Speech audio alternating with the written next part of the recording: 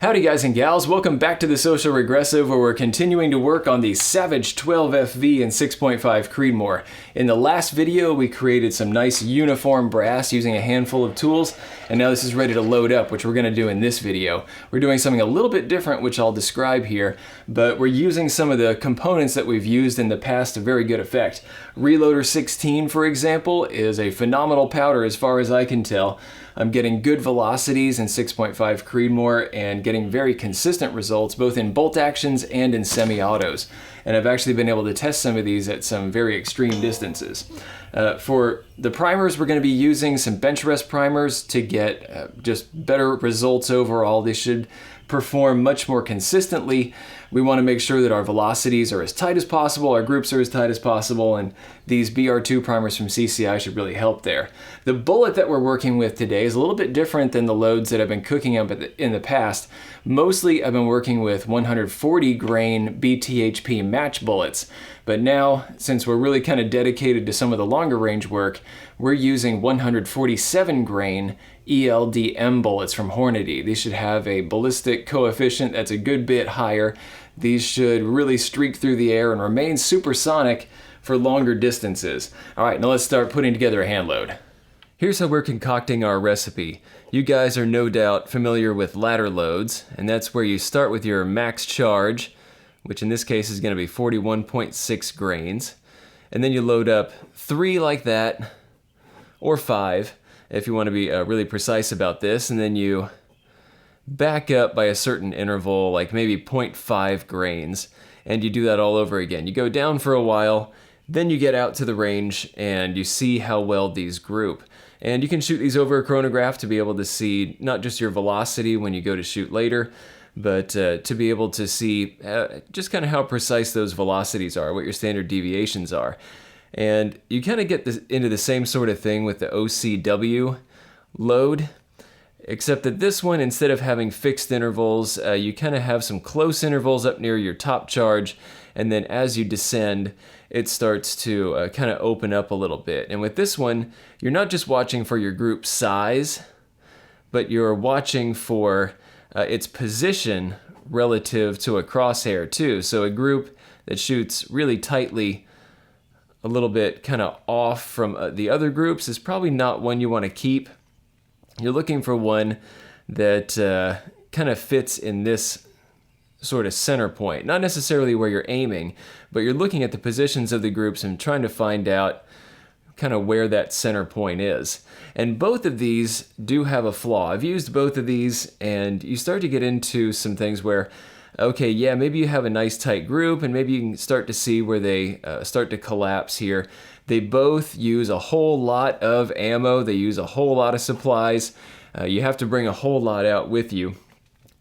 And then there are plenty of times where, as you're trying to find these various indicators, they're not necessarily going to line up. So you burned a whole lot of ammo, and you found something that the velocity standard deviations are not actually very good, and so they're not going to be that great at long range. So what we're going to do is something a little bit different, and big thanks to Eagle Eye. I know there are a bunch of people that are working on this to try to find some better ways to not only get good accuracy, get your barrel node, but to get excellent velocities as well. Make sure you go check out his channel. I'll link to it over in the sidebar. But what we're after here is we want to be able to line up two different things. If we watch our velocities as we fire, as we go up through some of these higher charges, we're going to see certain points where we reach a plateau. And these are going to be the points where we're going to get very consistent velocities if we do kind of wander a little bit with our powder charge. Say we're up 0.1 of a grain or something. It's not going to have much of an effect. It's not going to change the velocity all that much. Maybe as it starts to heat up during the day, again, the velocities are going to hopefully remain pretty consistent. And so this is called the Satterley method, where you're trying to find a consistent velocity plateau in here. But this does not necessarily equate to a tiny group size. So what we need to do is figure out how we can hit both. And what we're looking for here is something called an accuracy window. The cool thing about the Satterley method is we only have to load up one round per charge. And it doesn't take very many shots to figure out where those plateaus are. What we're going to do is we're going to combine this. We're going to work with a 0.3 grain difference. We're going to step up by 0.3 grains. We're going to watch for these, but we're also going to watch for the position on our target as we shoot. And this should be shot at a longer distance. Today I only have access to 200 yards. Normally I would probably want to shoot this at 300 yards, but 200 yards we should still be able to see a decent indication of what's going on. We're looking for something called an accuracy window, and that's going to be where these shots are starting to kind of cluster together as they work their way up. So this right here, where these are all kind of tightly packed together, this is going to be the accuracy window. Now here's where things get tricky. We're going to spend about 16 shots, I think, working this up. So we're going to be testing this at the exact same time that we're testing this, and hopefully these two will align. But here's the deal, they might not. If they don't, we are going to alter things just a little bit. And let me show you what my actual values are. Okay. So here's what I'm going to be firing today. There's my max. And then I'm going to be stepping back by 0.3 grains. I probably, I'll go all the way down into this. This is very, very low, 36.8 grains, but it should give me enough of an opportunity to start to see that curve. And if this does not work out and the accuracy window and the velocity plateau do not line up, then what I'm going to do is I'm going to shift my depth that the bullet is seated. So right now, I'm going to have this at 2.820 inches. That's the max length that I can have in my magazines. And then I'm going to step things back just a little bit if this doesn't work out. So I'll have 2.810, and then we'll have 2.800. And here's a word of caution, because I've messed with this before. As you start to push this bullet back in there, of course, the pressures are going to start ramping up, and you need to make sure that you have adjusted for that. You need to start backing off the powder a little bit. According to Quick Load, which is what I use to figure out my max load up here of Reloader 16,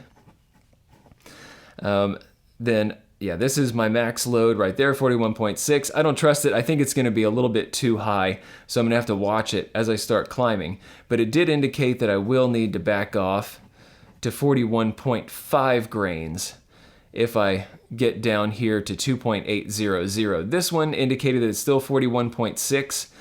This one 41.5. We're going to have to keep a very close eye on this out at the range. Check for those high pressure signs. Check for sticky bolt. We'll see what happens. Here's what we're working with. Federal Champion brass that we tuned up in the last video. 147 grain ELD-M bullets from Hornady. These are pretty long, so these are going to have a pretty different formula than the 140s that we've tried out before. CCI BR2 primers. These are bench rest primers that should get us the most consistent performance we can get, aside from maybe stepping down to the small rifle primer pockets on some of the like the Starline brass or whatever. That could be a next step, something to really kind of tune these in, but I think this is going to work out great. We have Reloader 16 for our powder, which we are running through the RCBS Chargemaster Lite, which I reviewed in the past. This is a wonderful little time-saving device. It's very precise, it runs very quickly, and if you're using one of those beam type scales, yeah, those are extremely precise, especially if you get like a triple beam or something like that.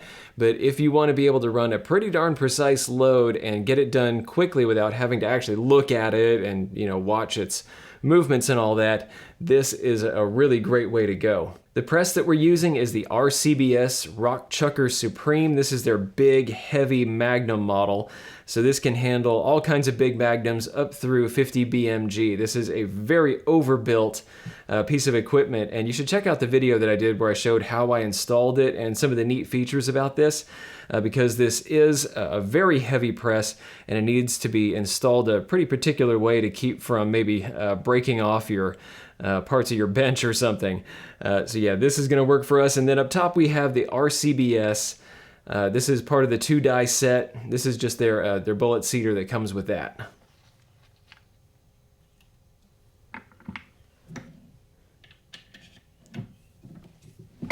Pretty easy to prime using the arm on here. Now it's time for our first load. So I have my max load worked up. That's 41.6. We'll go ahead and do that one.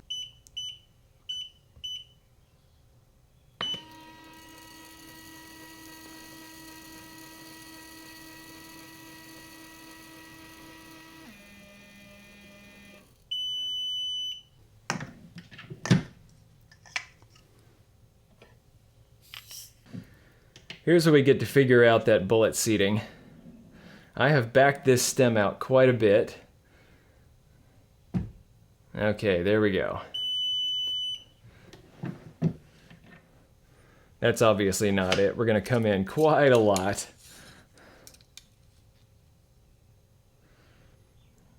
Yeah, we're looking at 3.050. We need to get down to 3.820.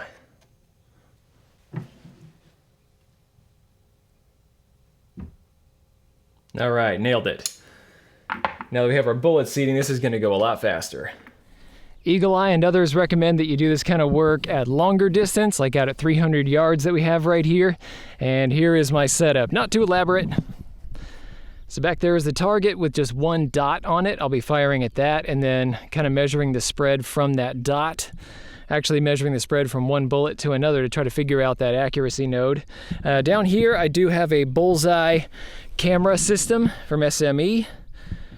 This thing has worked out really well in the past. This is one that is for extreme long range, and we've actually been out at a mile using just this antenna and not the base station that can get you extra distance.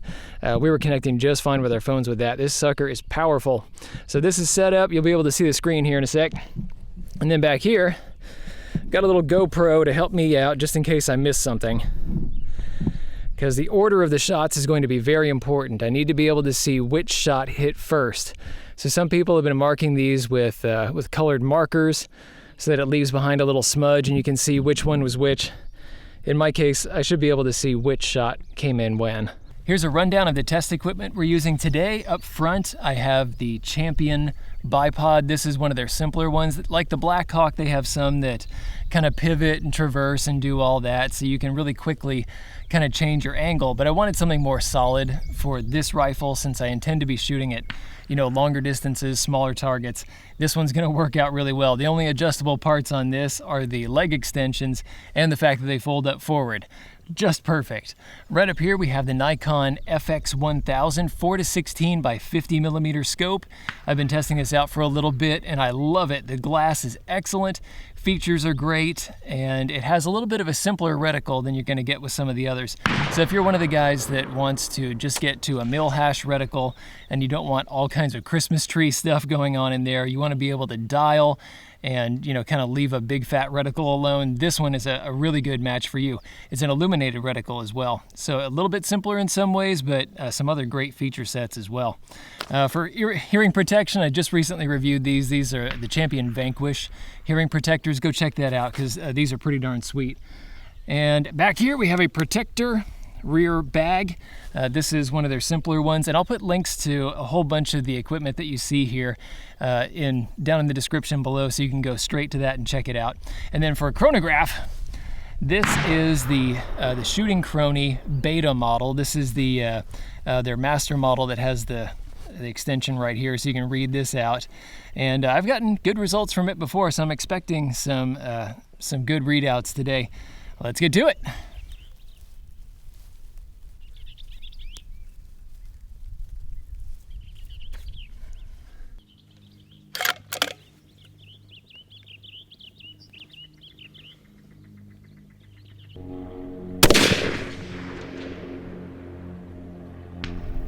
The cardboard down there doesn't have much contrast with the bullet holes, so the bullseye cam is kind of showing me diddly squat as far as bullet placement. I'd love to be able to see which shot is which, but it won't give it to me.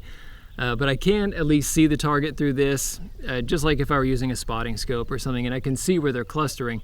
I'll just have to go back through that GoPro footage and see which ones came first, which ones were in what order.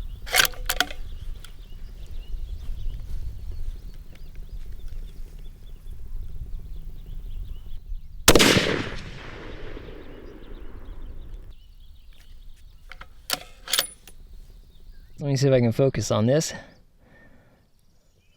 That is my highest pressure right there. That's max load that I figured out in quick load. And you can see that I still have plenty of radius on the corners there. So not scary at all. And this is coming out with those 147 grain bullets over 2,700 feet per second. That was 2775 at the high end. Now let's go see what is precise. Okay, I might pick this up a little bit so you can see a little better.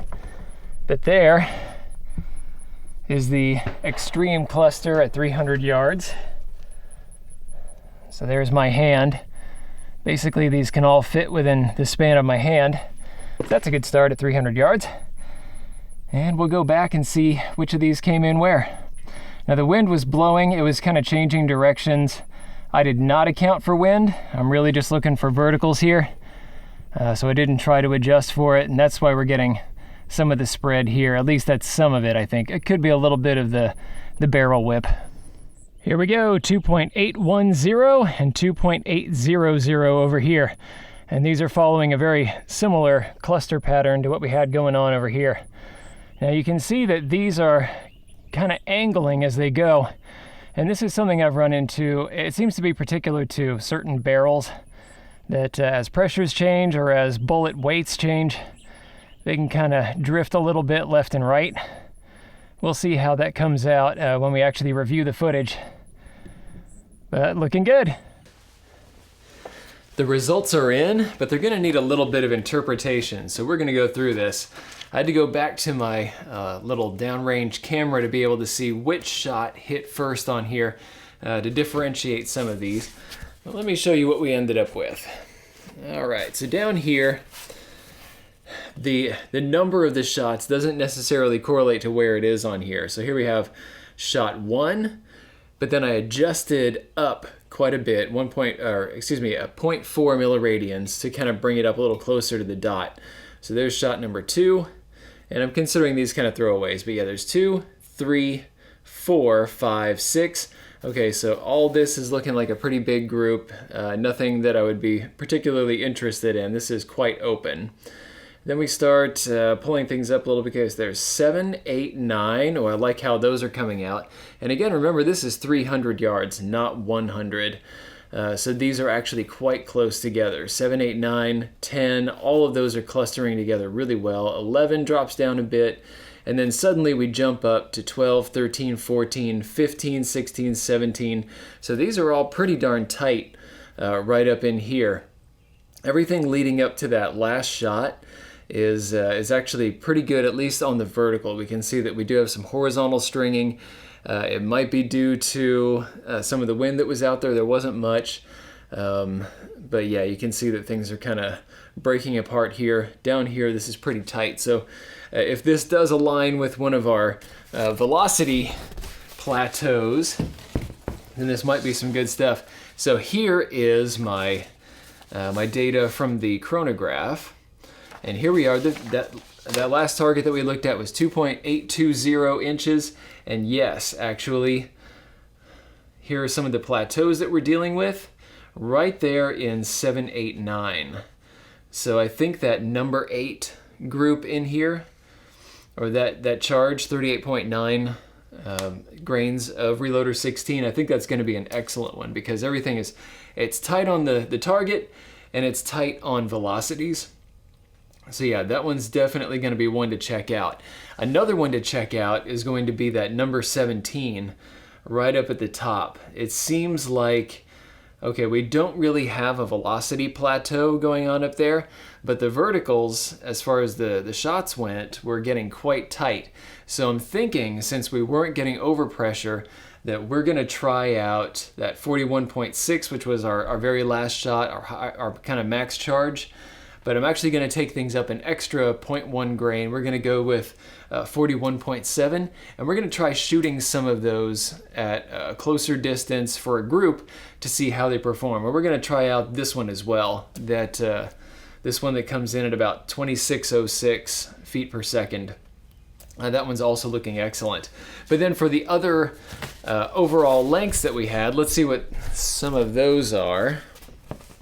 All right, so this is 2.810 going on down here. So shot 1, 2, 3, then suddenly jumps up to 4, down to 5, and then let's see, where's 6? There's 6 dropping down almost to that first shot. So these are just kind of all over the place here to begin with. Then we have 7, 8 drops down a bit, 9, that's not too bad, but it's really not anything to write home about. Drops down to 10, and you can see that pretty often this is happening when I get to some of these, where I'm starting to add extra powder and we're getting toward the end of one of these velocity plateaus, that sometimes velocities are lower and sometimes those points of impact are actually quite a bit lower as well. So there's 11, jump up to 12, 13, 14. Okay, now this is more what we're after. The verticals on this are excellent, so these are going to be worth noting. Jumping up a bit to 15 and 16, and then popping up suddenly to 17. So let's see if 12, 13, 14, if those align with one of the plateaus. And here we go, yes. Shot 15, we were starting to get into a plateau right up here. So we have kind of 14, 15, 16 up in there. And that's 41 grains of powder. That's actually moving out pretty good too, 2,747 feet per second. So that's looking like it's pretty solid. So how about 2.800, which was our shortest overall? Here we go, there's 1, 2, and then 3, 4, 5. And I mentioned that I pulled this one, so that horizontal is probably just a pulled shot that I did, but the verticals are looking really good right there. So this is one to take note of. Jumping up to 6, 7, 8, 9, so the verticals there are pretty good. 10, 11, 12, 11 and 12 are really tight right there. 13 up to 14, and past that I was getting into some sticky bolt. I was definitely getting overpressure and I wanted to leave that well alone. One of the reasons why on the 2.820, why I might actually go with that lower powder charge rather than the high one, and we'll test this out later, is that we do have, here in Oklahoma, we have a wide range of temperatures. It's not very temperate around here, so we'll get down, well below freezing, of course, and then during the summer we'll get up past 100 degrees. And in those conditions, I might not want to be, maybe shooting my max charge or whatever. And definitely with these, I don't want to get, even at these kind of decent temperatures that we've had lately, I don't want to get past that 14th shot. So this one probably not going to work out that way. Well, let's take a look. Overall, velocities were actually really consistent going up here.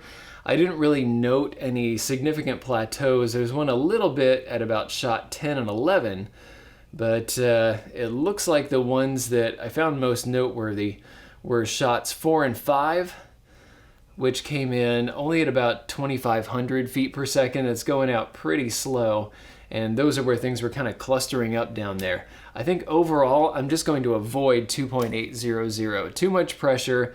I'm not going to get any significant, speeds or anything. This is not going to be a very good one overall. I think I'll just leave this alone, but I'm going to try some of these others. So yeah, what I'm going to do is I'm going to cook up some of those hand loads, get back out, and see what the target looks like. My first attempt to shoot for groups was a failure. I backed up to 300 yards and I had everything pretty well squared away, except that I left my solid bipod at home and I had to borrow somebody else's that was just a little bit too floppy. It had one of those canting heads on it, and the rifle just did not feel solid. And you can see the results in the groups that I printed here. The 2.820 group It looks decent at 300 yards, but really we can do a lot better. I wasn't very pleased with how this grouped up, and I think it's just all down to the bipod. The next one at 2.820 again, but this one was a 38.9 charge. This one doesn't look too pretty, and then things really open up for the 2.810. So I need to go back and do it again. That's exactly what I did. I brought everything into 100 yards instead of 300, shot over a chronograph and measured my groups and all that, and I did throw in a couple of extras on here. Okay, so we have the 41.6 grains that I shot right here, and this one came out to be okay. My average velocity, 2793, that's moving out quite fast. This is a 147 grain bullet, and it's coming out of the muzzle of this gun actually quite a bit faster than the 140s in some of the 24-inch guns that I've used. Standard deviation of velocity is 12.44, so that's pretty good. And you can see that the group isn't exactly horrible. I mean, it's almost an inch, but on the vertical spread, we're looking at 0.350 inches. So that's actually pretty tight on the vertical, which is what most people look for. The wind was actually switching back and forth as I shot this. I don't think that really accounts for all the spread that's going on here. Yes, the wind was moving back and forth, but it was maxing out at probably about 5-6 miles an hour, somewhere in there. So yeah, I don't think that really adds up to all of that. But I did have a thought when I had viewed the velocity plateaus and all that I was looking at something quite good just above that max pressure or that max load at 41.6, and I nudged it up a little bit to 41.7, and I was quite right. There's a nice plateau sitting right up above that, and so this is best group of the day. This is the one that I'm definitely going to be sticking with. So this is that 2.820 inches, 41.7 grains of Reloader 16, and we're looking at a group that at its max, just total from one edge to edge, 0.44 inches. And then on its vertical, it's almost exactly the same. This is actually the highest stringing here is actually vertical, so 0.44. The velocity on this is a whopping 2,800 feet per second. And the bolt, it doesn't have sticky bolts or anything going on. There's nothing scary. It is just a little bit heavier than some of the others that are a little lower down. But it's still decently fingertippy. I'm not too afraid of this. I might have to watch it as temperatures get really high out later this summer. I'm going to keep an eye on it, but I think that it's actually going to work out fine. And standard deviation of velocity, we're down in the single digits, so we're looking at less than 8 feet per second for all of those. So yeah, I'm really happy with this right here, and I hope that it does continue to remain safe throughout the summer. I did shoot this. It was probably about 85 degrees, somewhere in there. And it's going to get hotter around here. We'll see how this goes, but I think that'll actually work out pretty well. Down in here, we do have the 2.820. This is the lower charge. This had a really good horizontal string going on, but the verticals were starting to climb a little bit. And my standard deviations of velocity were still hovering around that 12 mark, like up in here. And it is moving out at about 2,600 feet per second rather than like the 2,800 up here. At the 2.810, where we shortened everything up overall, this one was just kind of big. It was 1.43 inches. The vertical was 0.76. I don't think that the gun really liked this one all that much. So yeah, again, we'll stick with this one. And just as a throwaway, I did also shoot some of the gold dots that I developed for the CMMG Mark III DTR2, just to see how they would shoot if I wanted to get out and do some hog hunting with those loads.